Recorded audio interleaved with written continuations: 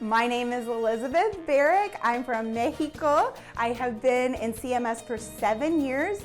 I've taught kindergarten for 14, and this is my first year as an ML teacher. I teach students how to learn English, and I'm the proud winner of Guys Grocery Games.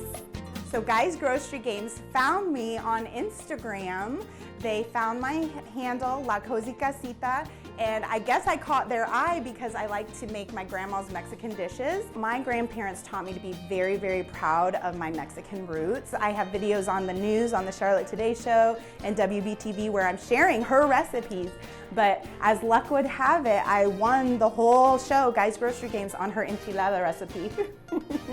I feel so honored to be representing Latinas, and and teachers. It was a teacher episode.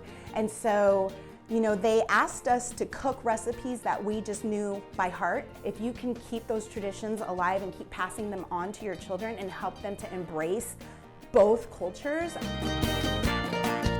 We are all united here at Charlotte-Mecklenburg Schools. Gracias por todas sus contribuciones a nuestras escuelas.